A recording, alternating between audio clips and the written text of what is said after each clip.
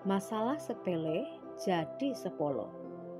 Demikian juga lidah, walaupun suatu anggota kecil dari tubuh, namun dapat memegahkan perkara-perkara yang besar.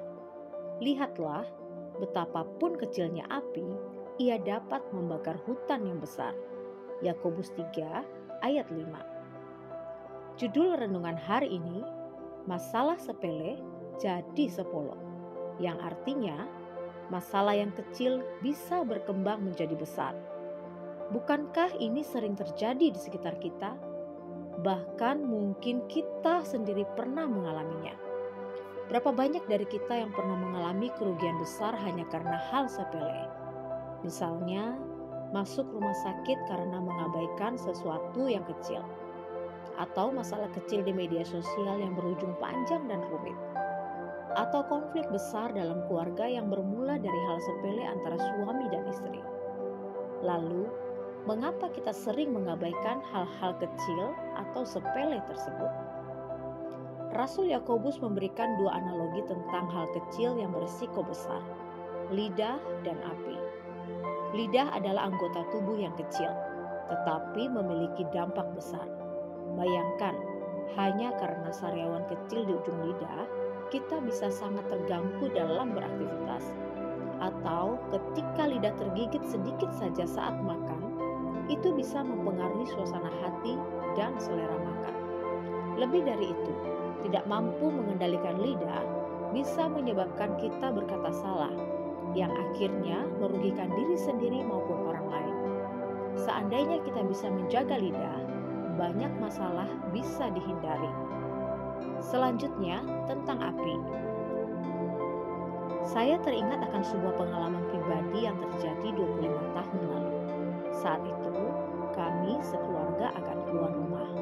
Dan sebelum pergi, kami membakar sampah. Setelah memastikan tidak ada lagi api yang terlihat, kami pun meninggalkan rumah. Namun, sepulang dari acara, kami melihat keramaian di sekitar rumah. Orang-orang sedang mengambil air dan menyiram halaman rumah kami. Ternyata nyaris terjadi kebakaran. Di bawah tumpukan sampah dan daun kering yang kami bakar, masih ada sisa bara yang belum padam.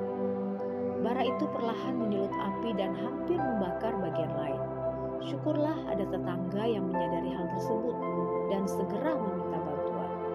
Puji Tuhan, api berhasil dipadamkan sebelum terjadi kebakaran besar.